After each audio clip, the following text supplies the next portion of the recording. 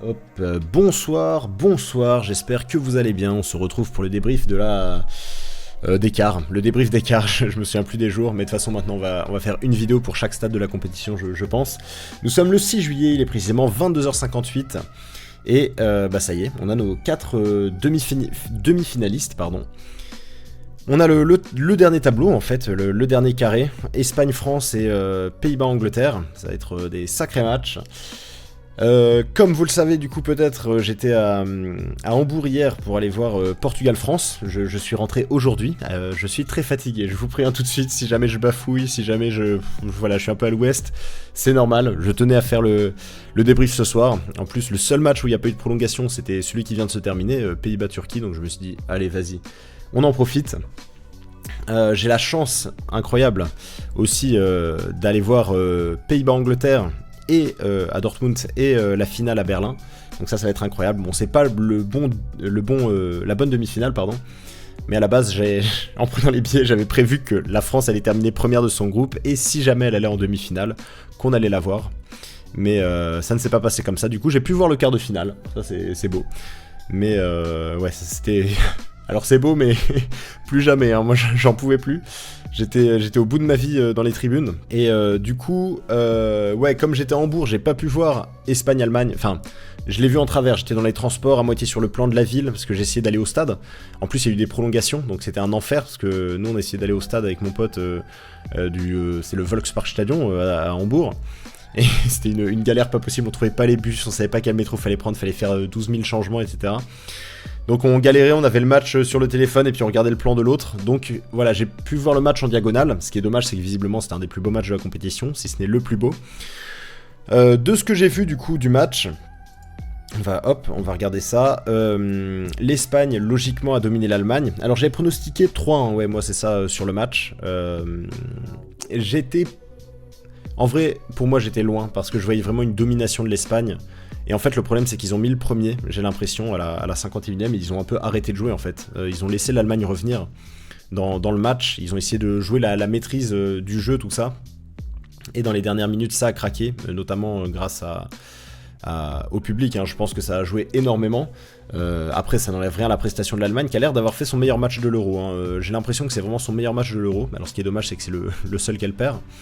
Mais ouais, elle a vraiment fait un bon match, mais l'Espagne c'était juste trop fort en fait. Ils ont fait eux aussi un très bon match. Alors j'essaye de me rappeler de comment s'est déroulé le match, c'était pas évident. Pedri est sorti très tôt, je me souviens, lui il s'est blessé sur une assez grosse faute, je crois, de Toni Kroos, il me semble, et il a pas eu de jaune d'ailleurs, je crois, sur l'action. Ce qui semblait assez choquant, parce qu'il a eu un jaune après, et puis ça aurait été synonyme de rouge. Ouais, l'Espagne, comme d'habitude, a été très bonne. Yamal sur le côté, comme d'habitude, il a martyrisé la défense.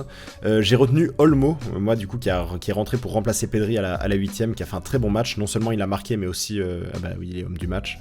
Mais aussi, c'est lui qui fait, ah oui, c'est vrai que c'est lui qui fait la passe décisive sur le but de Merino à la fin. Mais à chaque fois que je regardais un replay ou que je regardais le jeu et tout, c'est lui qui dirige et tout, il a vraiment fait un très bon match. Et l'Allemagne en face, bah c'est ça, elle a fait un bon match, mais malheureusement, bah c'était l'Espagne en face, et quoi qu'elle fasse, je pense que c'était un peu condamné. Égalisation à la 89e de Florian Wirtz, donc ça, incroyable. J'y croyais vraiment pas, hein. Pour moi, l'Espagne allait gagner, et puis l'Allemagne, elle allait jamais y arriver. Mais belle égalisation sur une déviation de Kimmich de la tête. Et ça part aux prolongations. Alors ce qui est dommage, c'est que l'Espagne, ouais, elle a trop voulu jouer le côté serein. Je maîtrise mon match, il y a un 0, on défend.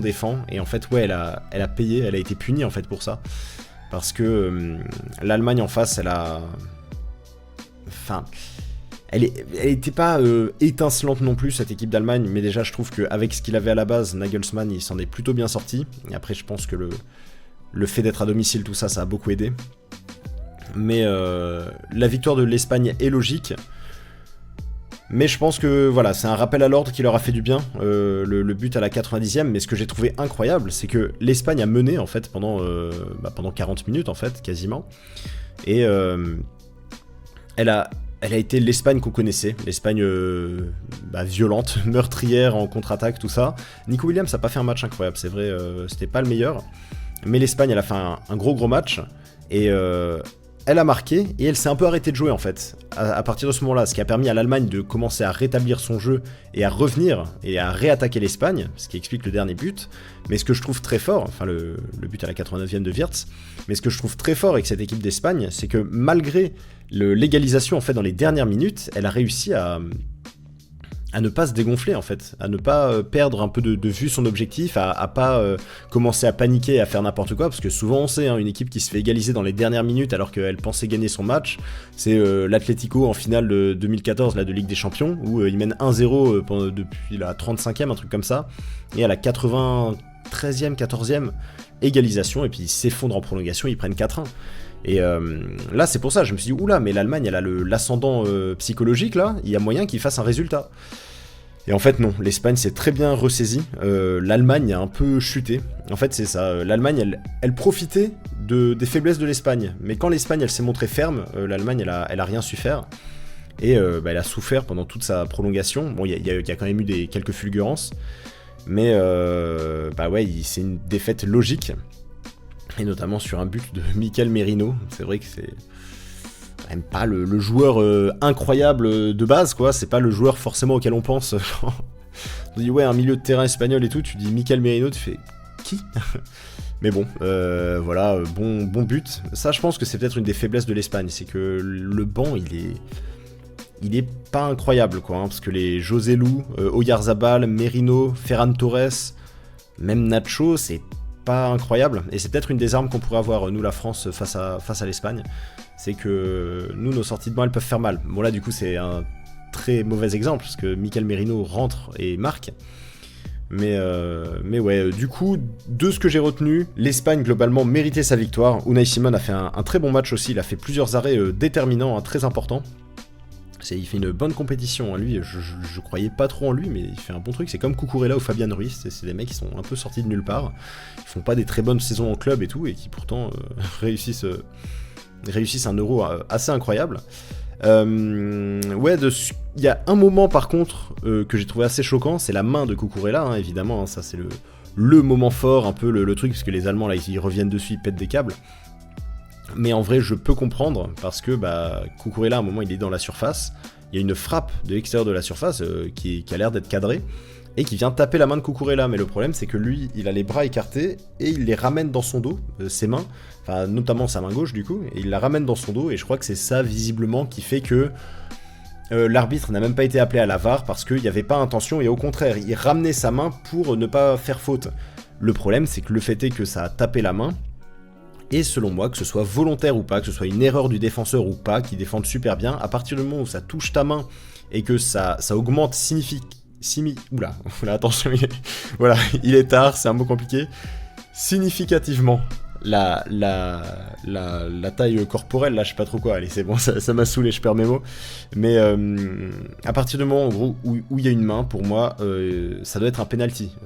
Bon, si elle est collée et que ça vient taper, je sais pas, ici la main, non, il y a pas faute, mais là pour moi il y a tous les jours penalty, même si c'est pas fait exprès qu'il ramène son bras et tout, le fait est que ça touche la main alors que c'était cadré, donc enfin t'es pas censé pouvoir jouer avec tes mains au foot, quoi. Donc voilà, pour moi je suis du côté des Allemands, je n'aurais pas cru dire ça un jour, mais sur ce coup-là je suis du côté des Allemands. Je pense qu'effectivement il y avait un penalty, après voilà, rien n'empêche Havertz de le rater quand il le tire, mais bon voilà. Et il me semblait qu'il y avait un autre événement marquant un moment dans le match, faudrait que je m'en rappelle. Ah bah oui, le carton rouge évidemment de Carvajal. Ça c'est les bonnes nouvelles, c'est que Lenormand et Carvajal, donc une bonne partie de la défense, vont sauter contre nous. Carvajal il le savait déjà, il s'était déjà pris un jaune, donc il savait qu'il allait pas jouer le match, la demi-finale, donc il s'est dit à la fin, bon, on mène 2-1, c'est la 125e, 126e, un truc comme ça. Allez, je vais faire un petit attentat sur Musiala, et il a pris le rouge complètement mérité, et alors du coup je sais pas s'il pourra jouer la finale si jamais l'Espagne passe. Mais de toute façon, la question ne va pas se poser puisque l'Espagne ne va pas passer. Voilà. Du coup, malheureusement, ouais, j'ai pas l'impression de pouvoir en dire vraiment plus sur le match parce que j'étais pas assez concentré dessus pour dire. Ouais, effectivement, Rudiger, lui encore, il a fait un match de boucher. C'est le dernier match de la carrière de Kroos, évidemment. Donc ça, c'est dur. Après, je trouve que c'est déjà bien qu'ils atteignent un quart de finale, cette Allemagne, parce que, voilà, vous savez ce que je pense, je les ai pas trouvés étincelants non plus, et je pense que pour moi c'est logique qu'ils s'arrêtent face à une équipe d'Espagne. Et de toute façon, il y a plusieurs joueurs, hein, je crois, qui sautaient, hein, notamment Kroos, si je dis pas de bêtises, je crois qu'il sautait le prochain match. S'il avait un jaune, Rudiger c'est certain. Donc moi dès le début, quoi, parce qu'il l'a pris tôt le jaune, hein, Rudiger, j'ai fait oh yes. Si on les affronte en demi-finale, il n'y aura pas Rudiger, donc ça c'est déjà un bon point de prix, parce que ça aurait été le genre de gars qui aurait été capable d'aller fracturer encore plus le nez de Mbappé, s'il joue, hein, ce qui n'est pas sûr. Enfin, du coup on va passer tout de suite à Portugal-France, parce que là je vais... Pour le coup lui je l'ai bien vu, hein, j'étais dans les tribunes. Alors, j'ai noté des trucs assez différents du coup. Je vais les dire en premier. Ce que j'ai noté des trucs sur 3 joueurs en particulier. Kylian Mbappé, s'il y a un truc à dire sur son match, c'est qu'on s'en rend pas compte à la télé. Enfin si, on s'en rend compte à la télé, mais alors en vrai c'est encore plus frappant. La vitesse de ce mec, c'est n'importe quoi. Il va à une vitesse, mais il y a des moments où... T'avais une passe qui était beaucoup trop longue et je me disais ah putain mais c'est trop long ça il l'aura jamais et il va à une vitesse mais c'est encore plus marquant en vrai, c'est un truc de malade à quel point il est rapide, enfin c'est un truc de fou. C'est le seul truc positif malheureusement qu'il y aurait à dire sur Mbappé qui a fait un match vraiment fantomatique, très très mauvais match. Le problème c'est qu'il est trop gêné par son masque, c'est un Mbappé à 50% et encore, déjà que offensivement l'équipe a du mal, mais sans Mbappé, enfin Mbappé diminué comme ça je pense que... va peut-être falloir prendre une grande décision pour la demi-finale. Le problème, c'est que c'est un joueur qui est capable de coups d'éclat, en fait. Donc je pense qu'il sera titulaire, mais il faudrait peut-être envisager de mettre un Barcola à la place, en fait. Coman, je sais pas ce qu'il a fait, s'il est en train de fumer des joints dans les vestiaires, mais Deschamps, je crois, il veut pas le faire jouer. Je comprends pas trop pourquoi, j'ai vu des vidéos des entraînements, il a l'air d'être en forme. Donc c'est un peu dommage. Giroud aussi, moi ça me va très bien. Si on fait une attaque Barcola, Giroud, Coman, c'est très bien, avec Dembélé en rentrée de banc, en sortie de banc plutôt, parce que rentrée de banc c'est pas bon signe. Justement, Dembélé, parlons-en. Il a fait une entrée spectaculaire, alors je lui donnerai pas l'homme du match non plus, parce que pour moi l'homme du match c'est soit Maignan, en vrai je pense Maignan, soit Saliba, qui a fait un match absolument monstrueux, mais ce mec je pense... vraiment qu'actuellement c'est peut-être le meilleur défenseur central du monde. Mais il dégage un truc sur le terrain, c'est incroyable, la facilité avec laquelle il récupère les ballons, enfin il arrive, il met un coup de physique à un Portugais, le mec il s'envole et lui il reste debout calme, il garde la balle, enfin vraiment il en impose un max, et la défense de manière générale c'est irréprochable, ils ont fait un match les défenseurs, mais incroyable. Koundé, mais... J'aurais jamais cru dire ça un jour, mais j'adore ce gars, il est incroyable. Pour moi, c'est peut-être le meilleur français depuis le début de l'Euro, avec Saliba, je pense. Un peu derrière, t'aurais peut-être Maignan et Kanté, mais pour moi, les deux qui ressortent vraiment, les deux français, c'est Koundé et Saliba. Hernandez, il commence vraiment à rentrer dans son tournoi, donc ça fait plaisir, ça c'est cool. Tchouaméni, c'est le troisième mec dont je voulais parler, j'ai juste noté qu'il a fait des bonnes transversales. C'est un peu le seul truc que je trouvais ici, parce que sinon il a pas fait un match incroyable, contrairement à Camavinga et Kanté qui ont fait un très bon match. Camavinga il est excellent, je pense que c'est le poste où je le préfère, l'espèce de 6 qui vient aider sur les côtés, parce qu'on l'a bien senti le côté où, vu que sur les ailes c'était plutôt fatal en fait, surtout le côté gauche portugais, Nuno Mendes, Rafael Leao, on sentait que Kanté et parfois Camavinga ils permutaient et ils allaient aider Koundé, parce que Koundé je l'ai trouvé excellent. Il y a un seul truc où il a pas été bon, c'est qu'il s'est fait bouffer pendant tout le match par Rafael Leao et Nuno Mendes, mais surtout Leao. Le nombre de fois où il se retrouvait en face à face et il essayait de défendre, il défendait bien, mais Leao il mettait un crochet et hop il partait dans la profondeur, c'était fini. Koundé il le revoyait plus. Donc heureusement il a pas trop réussi derrière Leao à finir en fait, soit à cadrer, soit à faire des bons centres et tout. Il y a pas mal de déchets, c'est un peu le Dembélé on va dire portugais. Et du coup Ousmane Dembélé, son entrée elle a été incroyable, c'est exactement le genre de joueur qu'il fallait faire rentrer. Pour moi, il fallait que tu fasses rentrer Barcola beaucoup plus tôt. Il est rentré quand Barcola il est rentré à la place de Mbappé, évidemment.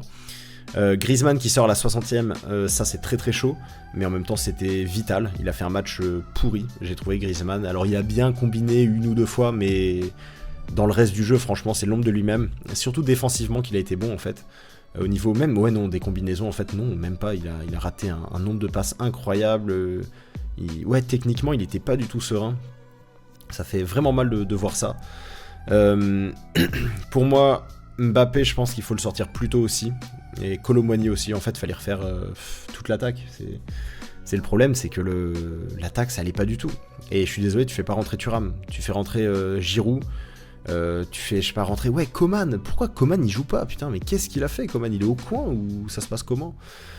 Giroud, visiblement, il a une blessure aux adducteurs, mais je l'ai vu s'échauffer, donc je sais même pas pourquoi. Il courait sur le bord de la pelouse, donc j'ai pas trop compris pourquoi il est pas rentré. Parce que c'est le genre de profil qui nous ferait du bien, parce que quand t'as un Dembélé qui va percuter sur le côté, ou même un Théo Hernandez, que lui c'est plus un piston, et Camavinga justement qui vient remplir un peu la zone ici où Kanté, hein, il permutait pas mal, j'ai trouvé les deux. Mais quand t'as Dembélé et Hernandez qui centrent pas mal, un mec comme Giroud c'est vital en fait au milieu, un vrai neuf qui va te catapulter des têtes, qui va être précis techniquement et tout. Alors on l'a vu, je crois que c'était contre l'Autriche ou les Pays-Bas, il était pas trop en forme, Giroud il a raté une ou deux grosses occasions qu'il ratait pas avant. Voilà, je sais pas ce qui se passe, mais c'est sûr qu'offensivement il y a un gros problème.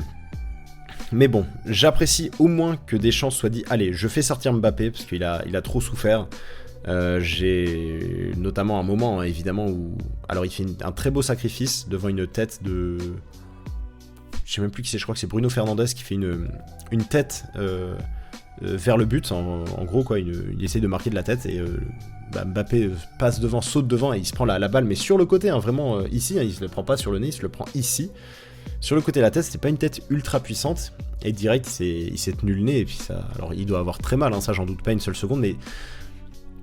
Tu peux pas jouer un match de haut niveau, en fait, dans cet état-là. Tu peux pas, si tu te prends un coup, genre Lewandowski, ce qu'il lui avait mis, tu peux pas après... c'est trop handicapant, en fait. Le problème, c'est que c'est Mbappé, et tu peux pas te permettre d'enlever Mbappé du terrain, quoi. Donc pour moi, c'est un peu compliqué, mais voilà, je sais pas trop ce qu'il faut faire. En tout cas, moi je suis désolé, mais Thuram, j'ai plus envie de le voir. Kolo Muani, Dembélé, c'est des mecs qu'il faut faire rentrer. Faut pas les mettre titulaires dès le début.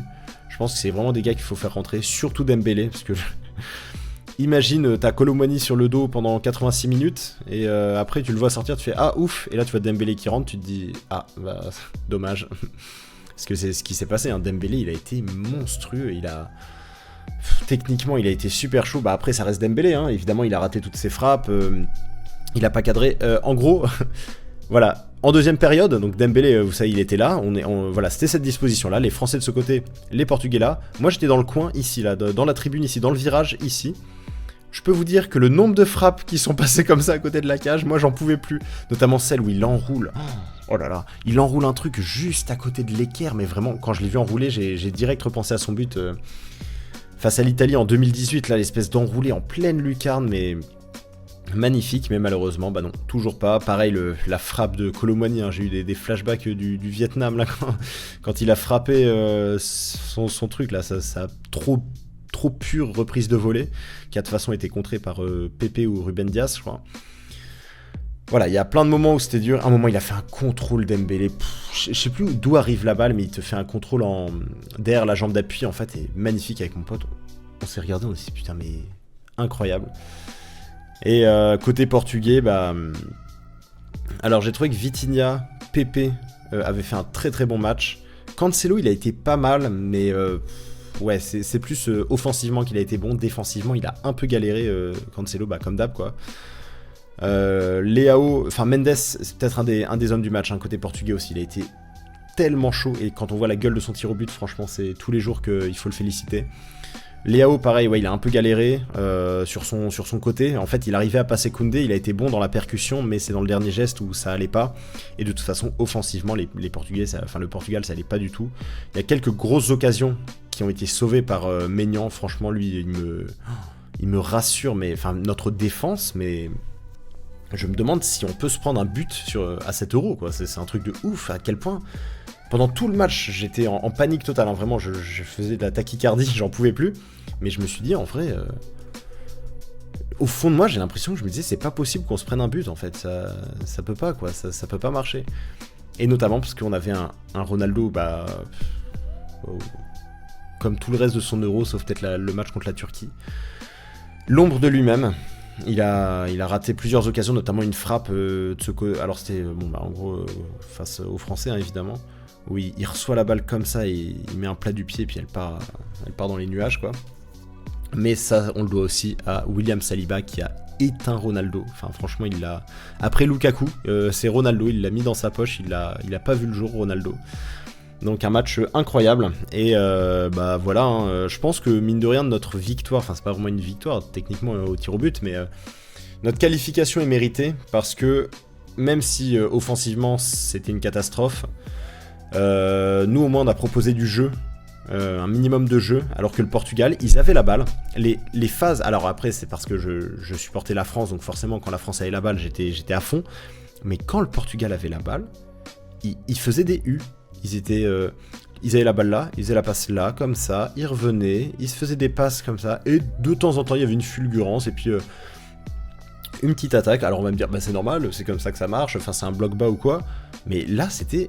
Il n'y avait rien, il n'y avait aucune proposition de jeu ou quoi, et c'était que sur des percussions personnelles du coup, enfin quand Léao l'a joué perso et qu'il décidait de passer, que ça pouvait marcher. Et ouais, il a fallu 2 gros arrêts, mais 2 très gros arrêts de Maignan, enfin un sur la frappe de Bruno Fernandes, je me souviens, où il se couche là, il met une main ferme au sol, incroyable, et une autre où, alors moi j'étais à l'autre bout du stade, mais une occasion de fou avec un centre très proche, et puis une frappe qui est arrêtée par Maignan, je crois, enfin j'arrive même plus à me rappeler. Mais c'était un match...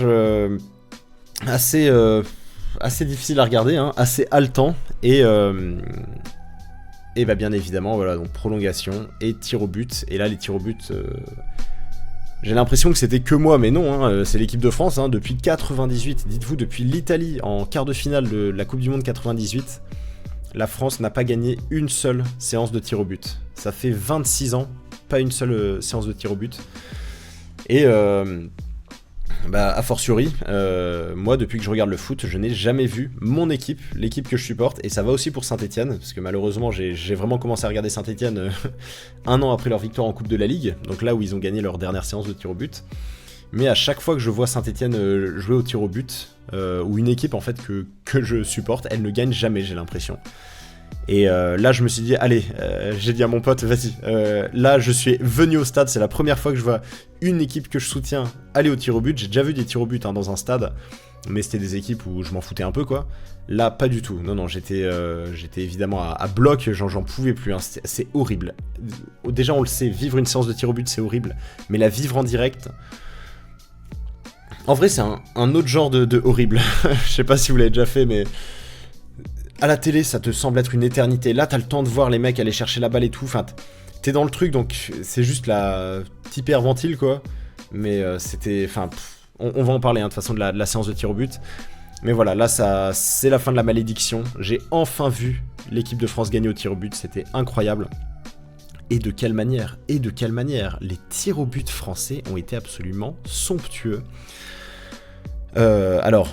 Le moins beau, je pense, c'est celui de Dembélé, le premier, qui est pas super bien tiré, mais il prend le gardien à contre-pied, donc c'est un beau péno, voilà, il le met ras du sol entre le gardien et le poteau, sauf qu'il plonge de l'autre côté. Ensuite, tous les pénaux portugais ont été très bien tirés. Alors il y a une retenue évidemment pour Joao Félix, qui a raté, je l'ai senti venir. Quand je l'ai vu s'avancer, je le sentais qu'il allait pas le mettre. Et j'ai eu très peur après avec Barcola, parce que j'étais serein sur tous les mecs. Je pensais pas ça, parce que je me disais, mais qui va les tirer les pénaux? Mais en vrai, j'ai été serein pour tous les mecs, à quel point ils dégageaient une sérénité en allant le frapper, sauf pour Barcola où j'ai vraiment eu peur. Mais du coup, ouais, Joao Félix, pas très bien tiré, forcément, vu qu'il le met sur le poteau. Et CR7, alors oui, il le place bien. Par contre, c'est n'importe quoi, il s'arrête 2 fois dans sa course. Ça, je suis totalement du côté des gardiens, c'est insupportable. Les mecs qui viennent faire les danseuses étoiles, là, au point de pénalty, c'est insupportable. Surtout que eux, maintenant, ils ont même plus le droit de déconcentrer. Ils ont même plus le droit dans la cage de faire des ouh comme ça, de faire des grimaces, des trucs comme ça, parce que bah, c'est ce qu'ils adoraient faire. Maignan, lui, il adorait venir parler au mec, tu vois, avec sa grosse voix, là, lui faire t'inquiète pas, tu vas le mettre, tu sais, une phrase comme ça pour bien le faire cogiter. Et maintenant il a même plus le droit, je l'ai vu un moment, plusieurs fois, il a essayé de se rapprocher du mec et l'arbitre, encore vraiment pas un très bon arbitrage, de toute façon c'est Oliver là, Michael Oliver, lui vraiment je suis pas du tout convaincu par ce mec, hein, c'est pas un très bon arbitre je trouve. Mais plusieurs fois il est venu, non, vous restez dans votre cage, vous venez pas parler aux tireurs, etc. Et ça je trouve ça vraiment dégueulasse quoi, parce que ils font quoi les gardiens? Ils attendent juste de se faire fusiller, et puis l'autre il peut faire 40 arrêts dans sa course, enfin c'est vraiment... Vraiment dégueulasse. Et ce que j'ai apprécié, c'est qu'aucun Français n'a fait ça. Au contraire, ils ont tous fait une course rectiligne bien carrée, enfin des vrais pénaux. Mais bon, après, voilà, je dis pas ça, oh, c'est vraiment les Portugais. Non, c'est tous, il y en a plein, bah, on l'a vu avec Lewandowski par exemple. Mais ce que j'ai trouvé très intéressant quand t'es en direct dans le stade, c'est que tu vois un peu ce qui se passe derrière en gros. Genre Maignan, sur le dernier tir au but, le tireur il est en train de placer sa balle, Maignan il est encore là. Et il attend, regardant dans les tribunes et tout. Et c'est l'arbitre qui doit venir le chercher. Et Maignan il sait très bien ce qu'il fait. Il fait ça pour faire cogiter le mec qui attend en position et qui commence à paniquer. Parce que, bah voilà, enfin j'ose pas imaginer ce que c'est d'aller chercher la balle, de la poser dans le point blanc. Et enfin la pression de malade que tu dois avoir, ça va être un truc de ouf. Et bah voilà, Maignan il a fait avec ce qu'il pouvait. Et bah alors, après Dembélé, je sais plus quel Français l'a tiré, c'est Fofana, je crois. Fofana qui tire ras du sol en plein milieu. Il est où Fofana? Il est là. Ras du sol en plein milieu. Parfait, très bien tiré. C'est courageux de tirer au ras du sol au milieu, mais là, c'est très bien passé.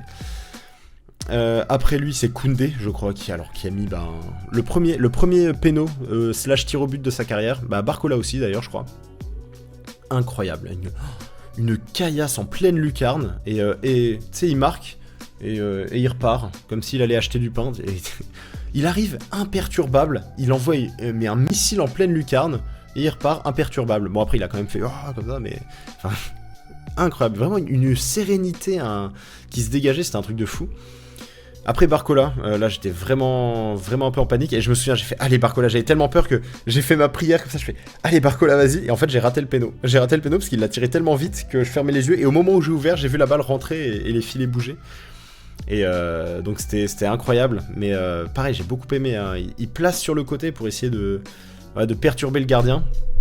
Enfin, il place sa balle sur le côté du rond central pour faire croire, je sais pas si c'est qu'il va ouvrir ou quoi, parce que j'ai revu évidemment, ça je l'ai pas vu en direct, hein. J'ai revu les images de la séance de tir au but et c'était incroyable.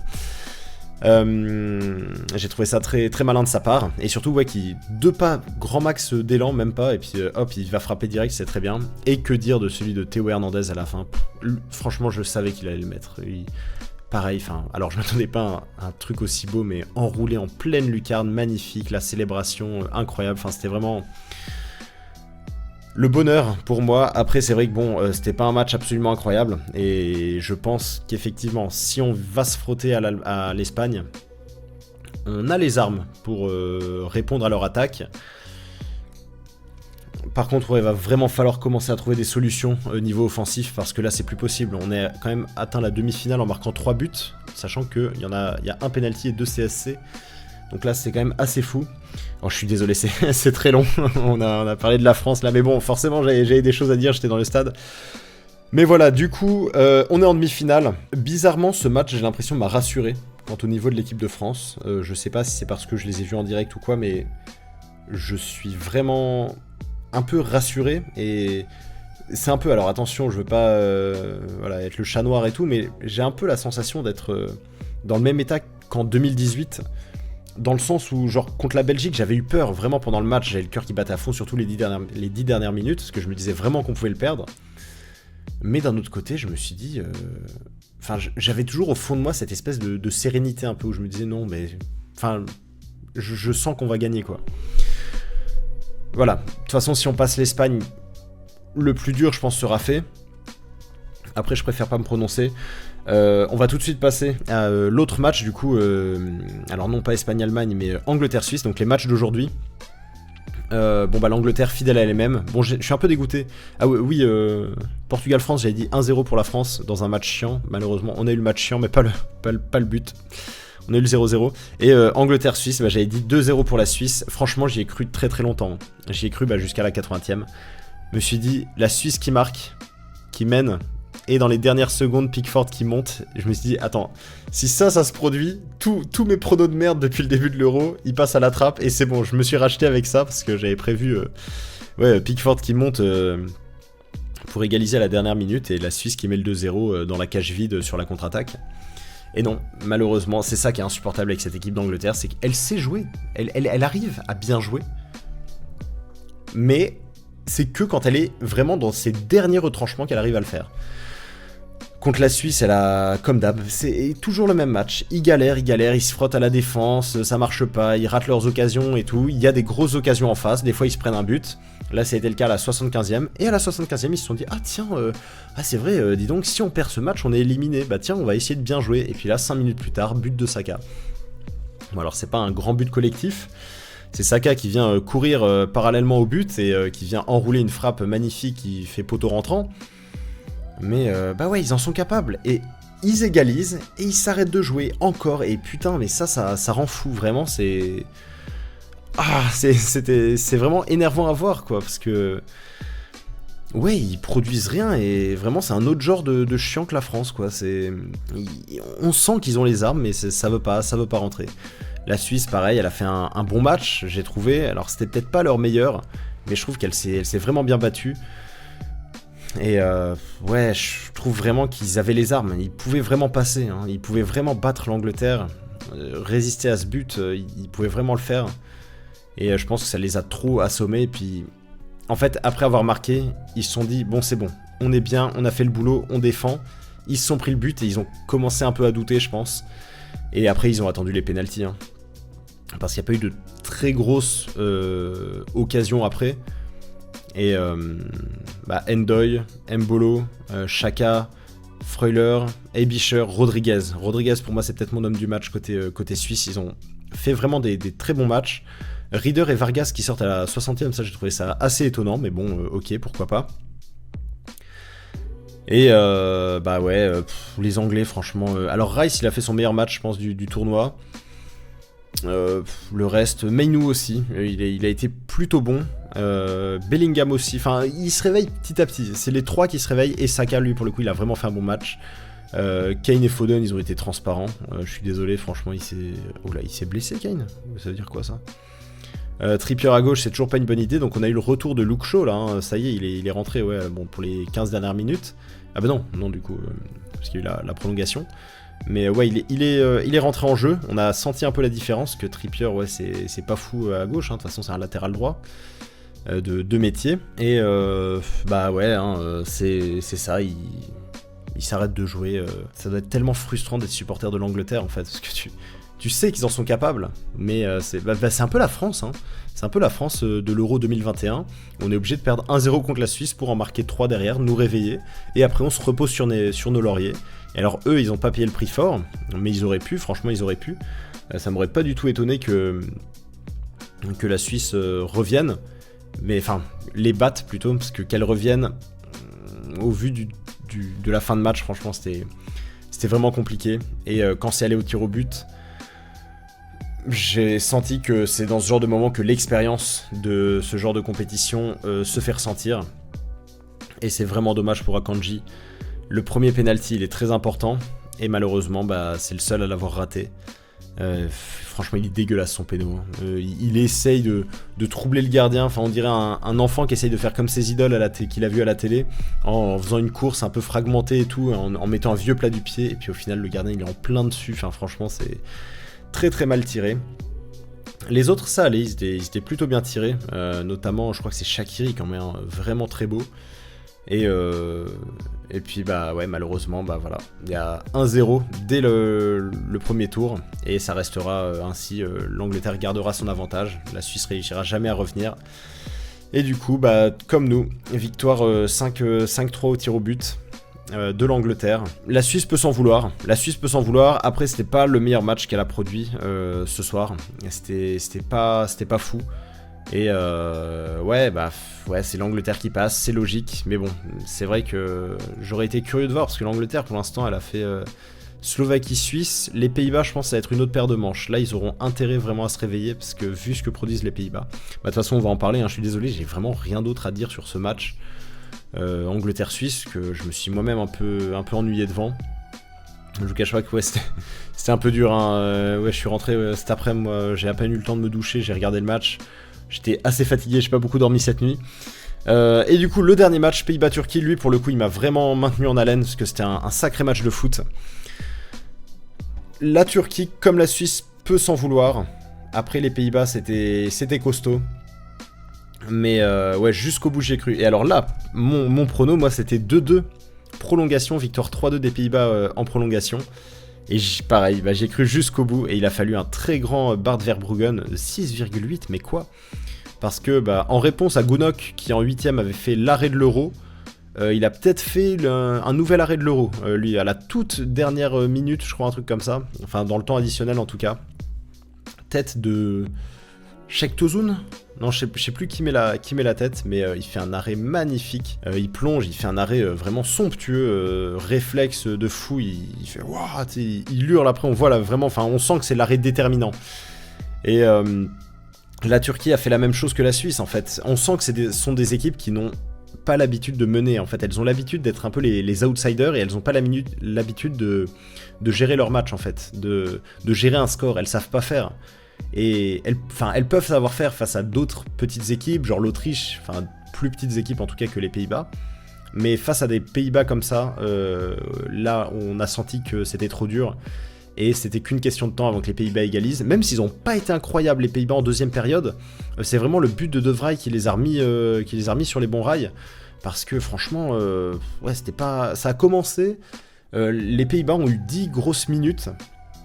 Depay, il a eu pas mal d'occasions. Depay et Simons, c'est marrant, hein, mais ils ont vraiment énormément de mal. Hein. Depay, c'est un peu le Griezmann néerlandais, j'ai l'impression. Il a beaucoup de mal. Je crois que j'ai déjà fait cette comparaison, mais ouais, c'est ça. Il a beaucoup de mal à combiner, à se créer des occasions et tout. Et il a des petites fulgurances de temps en temps, mais ça va jamais très loin. Et Simons, c'est pareil. Il cogite trop. Il joue pas assez en une touche. Il a besoin de jouer à l'instinct. Il hésite trop à frapper, à dribbler, à crocheter et tout. Enfin, il a trop de mal. Mais par contre, sur les côtés, ouais, ça envoie. Surtout côté Gakpo, hein, qui a encore fait un sacré match. Alors, il a pas marqué le but du 2-1. On a cru, mais non. À la place de ça, on a je crois que c'est le 10e CSC hein, de la compétition. Ça y est, ça, de très très loin le meilleur buteur de la compétition. Parce que, ouais, le meilleur qui est encore en lice, en fait, c'est Gakpo. Avec 3 buts. Donc, c'est pas exceptionnel, alors à moins qu'ils mettent un triplé en demi-finale et un doublé en finale, hein, on sait pas. Mais j'ai trouvé que défensivement, les Pays-Bas se réveillaient enfin. Là, c'était très costaud défensivement. Van Dijk, il a fait un bon match. De Vrij aussi. Défensivement, j'entends, parce que là, oui, évidemment, on lui donne l'homme du match qui met le but. Mais défensivement, c'était vraiment costaud dans le centre. Dumfries, c'était très bon aussi. Il fait un super tacle glissé à la dernière minute. Enfin, dans le temps additionnel pour éviter une frappe turque de Çalhanoğlu en plus, hein, donc qui était bien cadrée. Ça ressemblait un peu à la frappe qu'il avait fait contre l'Autriche, justement, je crois. Globalement, ouais, ça a été bon. Schouten, il a pas fait. Strauten, je crois, on dit Strauten, pas Schouten, pardon. Strauten, il a pas fait un match incroyable. Reinders, ça allait un peu mieux. Effectivement, Bergwijn, ouais, il a été transparent. De toute façon, il a très vite été remplacé par Wout Weghorst, qui est rentré, et je pense qu'il il est passé un 9, hein, Wout Weghorst, hein, forcément. Et puis, ouais, Depay a dû combiner sur le côté et tout. Côté turc. J'ai trouvé comme d'habitude Kadioglu, ouais, c'est un de mes joueurs préférés de l'Euro. Hein. Je suis un peu déçu qu'il sorte. Mais quel Euro il nous a fait, encore un gros match, hein, des phases de possession vraiment. Où, je me souviens à un moment, oui, il a fait une percée, il a dribblé plein de joueurs, et il a gardé la balle, mais il avait pas d'aide en fait. Donc c'était un peu frustrant, il était entouré par 3 Néerlandais, il arrivait à s'en sortir, mais il avait pas d'aide, personne qui faisait un appel. Je me souviens à un moment, il a pété un câble, parce qu'il a essayé de faire une passe à la fin vers Arda Güler, et elle était trop longue, et Arda Güler il l'a engueulé, et Kadioglu il fait mais t'es sérieux putain, mais fais des appels avant. Güler il a fait un très bon match, lui aussi, hein, lui on peut pas trop lui retirer ça. C'est assez fou hein, de voir ce mec qui a genre 19 ans je crois, 19 ou 20 ans, un truc comme ça. Gueuler sur ses coéquipiers, vraiment être le meneur de jeu quoi, de l'équipe. Le reste, par contre... Ah non, Yilmaz, je trouve qu'il a fait un très bon match. Je suis très étonné de le voir à 5,9. Il a fait un très bon match dans la percussion vers l'avant et tout. Il a été très bon. Jusqu'ici, il avait un peu de mal dans cet Euro. Mais là, je trouve qu'il a été vraiment très percutant sur son match. Et ouais, je le repérais facilement avec ses cheveux peroxydés. Mais ouais, il a provoqué pas mal de fautes et plusieurs occasions en fait venaient de lui dans le match, surtout au début. Et après, c'est vrai qu'il a peut-être un peu disparu vers la fin, mais en tout cas, c'était un beau match des Turcs et on a senti juste qu'ils étaient face à plus fort qu'eux. Et c'est là, on arrive dans les matchs où l'expérience de ce genre de rencontre commence à se faire sentir. Et c'est pas pour rien qu'on se retrouve avec un Angleterre-Pays-Bas en demi-finale. Parce que la Suisse et la Turquie, ça a trop de mal. Elles sont pas habituées à ça. La Suisse, elle a jamais passé l'écart de toute son histoire dans n'importe quelle compétition. La Turquie, alors si, elle est déjà arrivée en demi-finale de Coupe du Monde. Et je crois d'Euro aussi. Il me semblait, ils en avaient parlé. Mais ouais, c'est dommage. Je pense que ce sont des équipes qui peuvent s'en vouloir. Après, voilà, elles peuvent aussi repartir la tête haute. Elles ont fait un gros Euro. La Turquie et la Suisse, pour moi, c'était vraiment deux des meilleurs outsiders, avec la Géorgie, je pense aussi. La Géorgie aurait peut-être mérité d'atteindre l'écart, parce que c'est déjà magnifique qu'elle ait atteint les 8e pour sa première compétition et tout. Mais moi, j'aurais bien aimé la voir en quart, la Géorgie. C'est dommage qu'elle se tape l'Espagne dès les 8e. Mais voilà, je regarde si j'ai d'autres... Ah oui, par contre, il y a eu des grosses fautes. Simons, il aurait pu se prendre un rouge très tôt dans le jeu, parce qu'il a marché, mais comme un porc sur la cheville de Muldour. Ça, vraiment, je me suis dit, oula, ça va être revu, il va se prendre un rouge. Hein. Donc non, ça n'a pas été revu. Encore une fois, un arbitrage assez approximatif. Et pareil pour Angleterre-Suisse, hein. C'est bizarre, hein, mais je trouve qu'il y a des grosses dingueries en arbitrage qui sont pas sifflées, et bah ouais, voilà, il n'y a pas d'appel à la VAR ou quoi, donc je suis assez circonspect. Là aujourd'hui, c'était assez bizarre au niveau arbitrage. Et alors il y a eu une autre grosse faute, mais alors je me souviens plus qui l'a fait, je crois que j'ai noté. Van der Ven. Mais il est où Attends, mais il a même pas pris de jaune. Ouais, bah oui, il fait une énorme faute sur... un tacle très très musclé sur Ike Aydin. Et qui le fait sortir, hein. Il sort sur civière, je crois, Kaidin. Vraiment un tacle, ils arrivent, ils font les ciseaux, hein, tous les deux, ils arrivent et ils se percutent, et sauf que lui, il vient essuyer ses crampons sur le mollet. En plus, je crois que ça a déchiré sa chaussette, ça a fait partir, je sais pas s'il a une sorte de strap un peu sur le mollet. Et le pauvre, ouais, il est sorti, tu m'étonnes, hein, c'est le genre de truc. En plus, c'était à la 82e, donc c'était le moment où tu commences bien à avoir des crampes quand tu joues. Et là, Mickey Van de Ven, il est rentré, lui, genre 10 minutes avant, et puis... il l'a découpé, on sent, il a fait une bonne rentrée défensive, mais on sent que lui c'est un boucher. Hein. On sent que lui il a pas de scrupules à aller donner de sa personne, quitte à prendre le joueur avec. Mais il a fait une bonne rentrée défensivement, et j'ai trouvé que c'était très costaud. Pour la première fois, je trouve, de la compétition, les Pays-Bas en défense, ils m'ont convaincu. Ils ont été vraiment bons. Notamment Verbruggen, lui c'est le jeune le jeune gardien, ouais, c'est vraiment le futur de l'équipe. Et ouais, je pense que leur victoire est méritée, et ça va donner du coup une demi-finale assez croustillante. Pays-Bas-Angleterre, j'espère, comme d'habitude, hein, ça fait 5 fois que je dis ça, mais comme d'habitude, j'espère que l'Angleterre va enfin se réveiller, qu'on va avoir un gros match de foot, mais bon, ça m'emmerderait qu'elle se réveille pour qu'on la retrouve en finale, si on passe l'Allemagne, hein, bien sûr. Donc voilà, des demi-finales forcément un peu inquiétantes, surtout de notre côté. Je suis tellement incapable de prédire le futur de l'équipe de France. J'avais dit qu'elle perdait dans mes pronos, je crois, des quarts, parce que j'avais prévu ces quarts-là, cette demi-finale-là, hein, ce qui n'était pas très compliqué à prévoir. Ça me fait très peur. Je vais donner mes pronos maintenant, je pense, de toute façon vite fait. Espagne-France, honnêtement, j'en ai aucune idée. En vrai, c'est peut-être le seul match de la compétition où j'ai pas envie de donner de pronos. Je vais en noter un, et je vous dirai après, une fois que c'est peut-être de la superstition, hein, j'abuse peut-être un peu, mais je préfère éviter de dire à vote, parce que c'est le match inquiétant pour moi de notre Euro.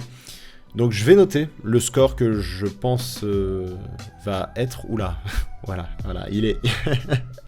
J'ai dormi 4 heures cette nuit, s'il vous plaît. J'ai beaucoup bougé. Voilà, je vais noter le score, en gros, que je pronostique. Et je vous dirai après, une fois que le match sera passé. En revanche, Pays-Bas-Angleterre, le problème c'est que je vois trop l'Angleterre passer. Parce que c'est ce qu'elle fait à chaque fois, depuis le début de cette compétition. Cela dit, là, c'est vraiment une vraie grosse opposition. Après, oh là là, c'est dur. C'est très dur. Mais je vais faire passer les Pays-Bas. Je vais dire 2-1 pour les Pays-Bas. Pareil, comme ce soir. 2-1 pour les Pays-Bas.